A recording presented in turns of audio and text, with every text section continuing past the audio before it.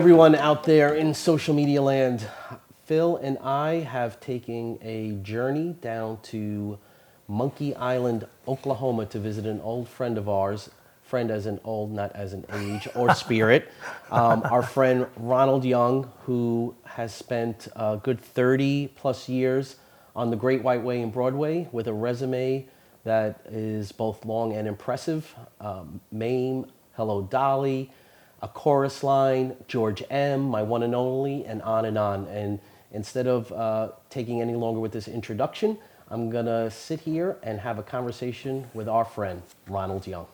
Hello, Ron. Hello, Greg. Thank you for coming down. Yes, I mean, first of all, what an amazing place, and thank you for the generosity of hosting us. Let's start, as Julie Andrews says, at the very beginning. Well, The boy who danced from Oklahoma. okay. I've been told by my family, and I don't remember this, that the first time I saw a musical variety show on television with singing and dancing, that I stood in front of a TV set the whole time, jumping up and down, saying, "That's what I want to do. That's what I want to do." So evidently, all I ever wanted to be was a song and dance man. Right. Well, and you're really a triple threat, right? Let's be honest. Song, dance, acting. Were any of those, I know that your college was mostly in music, triple degree, if I remember the book right, but was the rest of it part of the plan? No, not really. I also did summer stock at a big outdoor theater called Kansas City Starlight. Okay. And I did that after my senior year, and then again after my graduate year. And then the most amazing thing happened. It usually only happens like this in the movies, but it happened to me. And I stayed here and sang for my sister's wedding, and then went to New York with $500 in my pocket, no job, no place to stay. I was going to share a hotel room with a friend from summer stock. Okay. And I get there on a Friday, and he said, "Hey, there's a big audition on Monday, let's go." And I said, "Okay." Well, at that time, they had separate auditions for singers and separate auditions for dancers for the chorus, Right. for musicals. So I thought, well, this old boy from Oklahoma can do both of those things. So I went to both auditions, and I was hired as one of the original dancing waiters in Hello Dolly with Carol Channing. That's amazing. In 2 weeks from coming to New York, isn't that something? So you're probably not a good person to ask of how hard it must have been to get started. I had a few friends who weren't too happy with me. So most of them were very happy for me. Let's go back a little bit, Okay. because as you know, with the non-for-profit that Mary and I ran and that you were so helpful with, parental support. Let's go back to your time.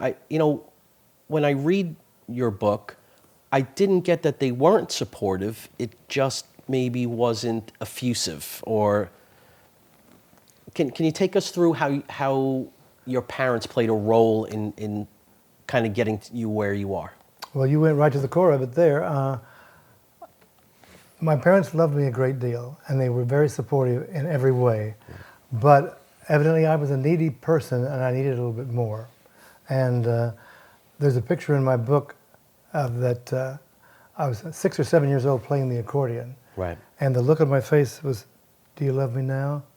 And and so I know they did, and they were wonderful and everything. I needed a little bit more, and that sort of fueled me to do even more. Right, and I remember the picture you're talking about. You're actually gazing out into the audience. It's almost like you're in search of Yes, of your parents. Yeah. Let's flash forward. You've made your first musical, an incredible experience, and you seem to have continued to have very little downtime in between that, and yet you're on your own, right? Yes, you're growing family of actors. How does one sustain the confidence and the ability to just continue auditioning? Because all you hear in the industry is you'll hear no more than you hear yes. Well, I was a little bit lucky in that sense because I worked so hard and prepared my craft at a very high level. Right. And I was tall and had a certain look, and it was sellable. Right. There was a whole series of jobs that I did in the late 60s and early 70s called industrial shows. Have you ever heard of that? No, I haven't. Well, it's a big stage show to advertise a product. Oh, okay. I did one for GM cars, for Cadillac, for trucks, for you name it. And I got sort of the nickname of Ken Doll because I could do You had a look. I had a look, and I could do the dialogue, and I could sing, and I could dance, and so we relied on those jobs, and they were huge. Right. I did one, several in Las Vegas, and we did the morning show at 7:00, Wow. in the big theaters. So that was fun, but it was also a means to an end. You used it, and I studied everything that I could. When I got to New York and had this show, I thought I was wasting time because I was only working 8 shows a week. And so I found a wonderful voice teacher, a fantastic tap dancing teacher, and I worked on ballet because that was my weak point. Okay. And I just kept working. And I want to pull on that thread a little bit. Throughout your book, I don't think there was a role or a job that was too small, or as long as it was an opportunity or something to do something different, you almost never seemed to say no to anything. And that seems to be maybe a good piece of advice for aspiring artists out there. I did have to do that once or twice, but basically I tried to make lemonade out of lemons any time. Okay. And one of the most interesting things I did once was one of my acting teachers was in Lee Strasberg's director's unit at the Actor Studio. He taught Marilyn Monroe. Absolutely. So he was an opera buff, and he wanted to put on La Traviata as a new musical in Italian and musically correct as possible. And he asked me to do Alfredo. And it took us 2 years to do the whole opera. Wow. And it was quite an experience, quite a learning experience. Well, and I remember, again, one of the other themes that you have is prepare for anything because you may be asked to do anything. Yeah. I think water skiing featured in one of your roles, right? That was in the opera. I mean, you couldn't believe it, but in Act 2, Alfredo and Violetta are in their idyllic setting in the country. Right. Well, we found a house on Candlewood Lake right up from New York City. It had a boat. We could use it. And so I taught the character playing Joseph, the caretaker, I taught him how to drive the boat. And then Act 2 starts, the lights go down, you hear a motorboat, the film comes up, and you see the motorboat coming across the screen, and there I am water skiing behind it. And then it shows pictures of the empty seat next to Joseph, and then pictures of my face, then memories of me and Violetta together. Right. And then suddenly I go back, and he turns the boat around, and that's when the music starts for the entr'acte for Act 2. And so I had a time, so I got way outside the wake. I zipped across the wake, let go of the rope, right, skied up into shallow water, stepped out of the skis as the film went down, lights came up on the stage, and there I was, dripping wet, singing, "Lungere lei per me non va di letto." Amazing. And yet, what in your life would have ever prepared you for that moment, other than the fact that you used to water ski? I used to water ski, and I studied opera with my teacher for a while, you know. Amazing. All right, I can't help it, but obviously your iconic hat is staring at me out of the right of my eye. You want to try it on? I don't. I think my very large head would not necessarily fit I think that. it would fit. All right, let's give it a shot. Let me see. See, and put it on the side a little bit. See. And you have to wear it a little bit to the side. Tilted. Let's see. Not that much. Up a little bit. There, Okay. there. And I'll put your hand in front. That's the look. That's the look. Thank you. I feel privileged to wear that. Now, the story about that. Yes. Okay. Take us through that. I left the show at the end of the London run, and I came back and I went to the birthday party of the hat maker Woody Shelp, who a 75th birthday party, and he said, "Did you get your hat when you left the show?" And I said, "No." He said, "I'll make you a new one." So. And that's this. He made me a new one with my name in it. I remember getting this when you came up to visit us Yes. for one of our events, and I was such in a state of panic of having the responsibility of holding that for a couple of days. But thank you for sharing that. Isn't that wonderful? Talk to us about A Chorus Line. Obviously, one of the most memorable musicals of all time. Okay, now, I was not in the original Broadway production. That one started down at the theater downtown, Right. and then moved up to town.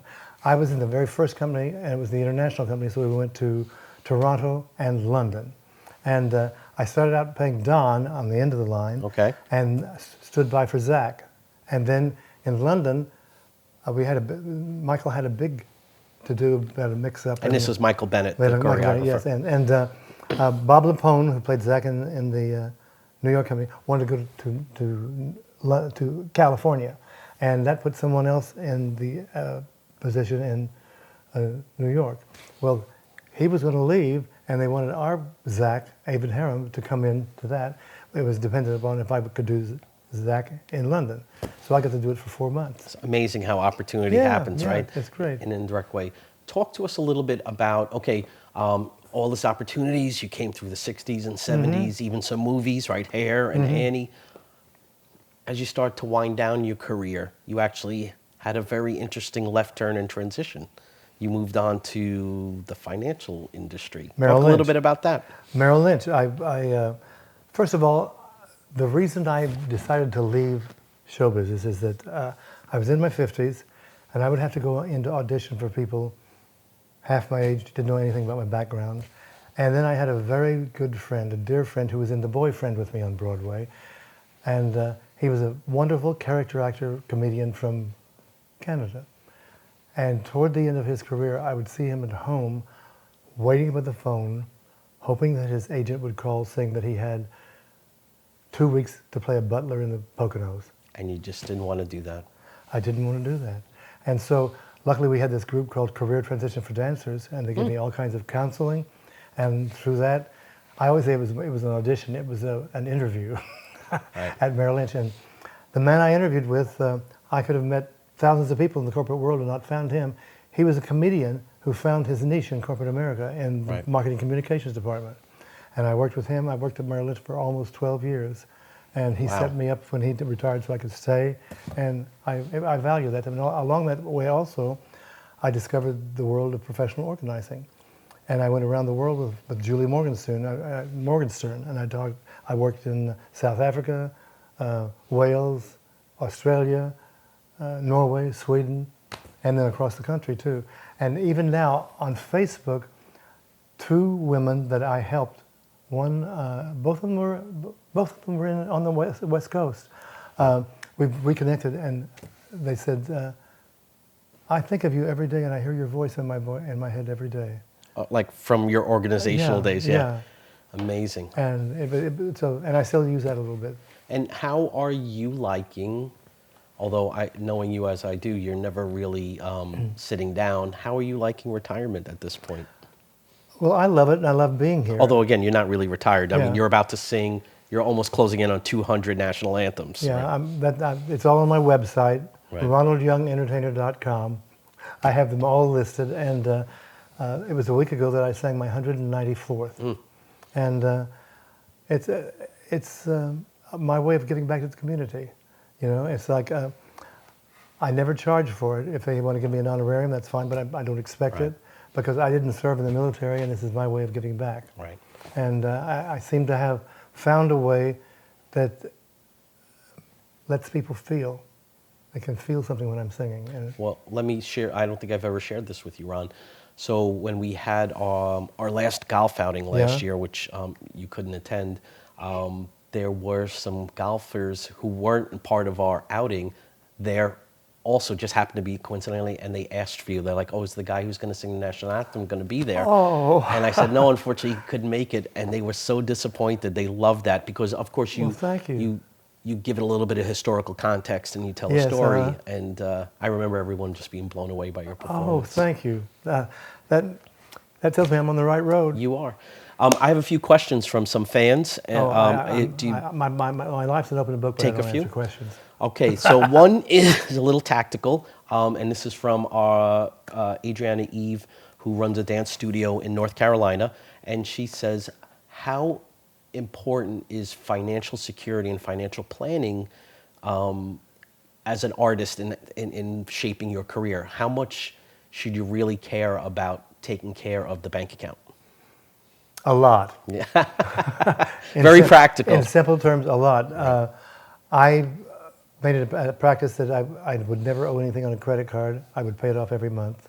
Okay. And then I would try to put money aside. And a couple of times I might have gotten close to the limit there, but I've been really, really frugal about that. You know? And I won't buy something just because I like it. So what you're telling me is you don't have to be the starving artist if you plan well.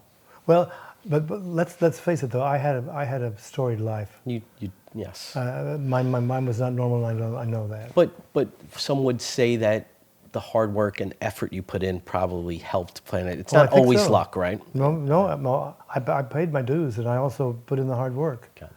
Our second question is from two people you know well, Matt Elliott and Donna Marie Ahern Yes, oh, from yes. Diverse Dance Company outside of Philadelphia. And they wanted to know, did you ever feel there was one moment where I got my big break? Like, what was a moment when you felt like you made it? I don't know. I had several, I think. Okay. I mean, Hello Dolly was one. Getting that, and that, opening night of Hello Dolly, there was a standing ovation after the Waiters Gallop and a standing ovation after Hello Dolly. Two in the middle of a show. I thought that was just standard. And of course, I found out later that was never happened. Wow. And then the second one was coming into the realm of Angela Lansbury and becoming friends with her, and through the years. Right. You know you're name dropping right now. I didn't mean I'm just joking with you. Ryan. I know. And then, surprisingly enough, I had an enormous opportunity given to me by Tommy Tune in My One and Only. And I stood by for both him and Charles Honey Coles, the 70-year-old black tap dancer. And I would go on for both of them. And it was an enormous gift to be able to do that. And that was a show with not a big ensemble, right? It was. Oh, yeah. I wasn't in the, I literally stood by. I was not in the show. Yeah. I just stood by for the two parts. Right. And then later on, I was able to star in a production in Kansas City Starlight and Atlantic City with Georgia Engel. Oh, And the two of us did it. And so that was really a highlight of my life. that's awesome. Last question, and this is from some artists out in California, male dancers.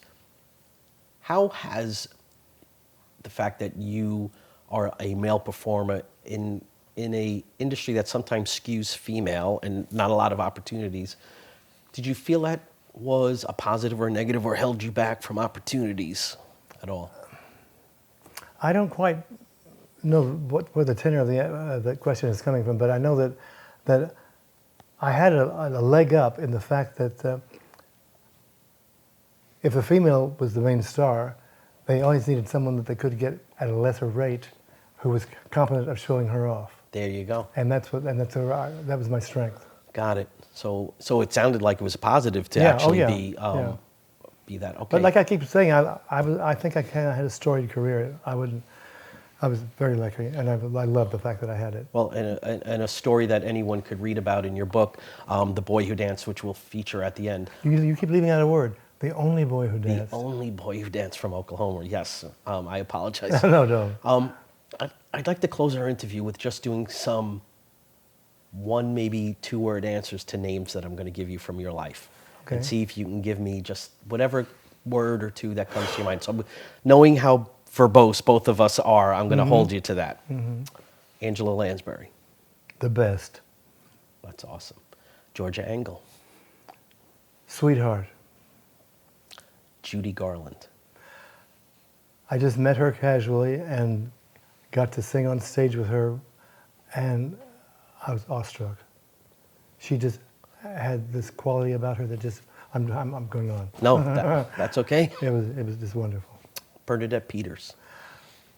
One of the most professional performers I've ever worked with. I did 2 shows with her, and she just is all in. Ellen. Tommy Tune. The most inventive person I've ever worked with. Wow. Yeah. Okay. Sandy Duncan. She's responsible for me getting the boyfriend. And she has this effervescent quality about her that just lights the room when she comes in. And sings and dances like nobody I've ever seen. That's awesome. She's very multi-talented. Okay, the last question I want to ask you is, what do you think people would say about working with Ron Young? Wow, that takes me back. I don't know. I think that I'm an enjoyable person to be around. So I think it would be Hard worker? Hard worker. I think they'd be okay with it. All right. And the fact that now I have this chance to to do the national anthem so many times, I feel like I couldn't be in a more fortunate place in my life. But awesome. I also thank you for coming down and doing this. Oh, you're Yeah. welcome. Ron, Great. thank you so much for giving us your time. And for everyone out there, please go visit Ron's website. His book, The Only Boy Who Danced, is available for purchase. It tells the tale of a young boy who entered in the world of music, dance, and a journey that took him to New York and everywhere in the world, and to work with so many different wonderful celebrities. It's a great, great story. So please check it out. Ron, thanks so much for your time. Thank you, Greg. Thank you.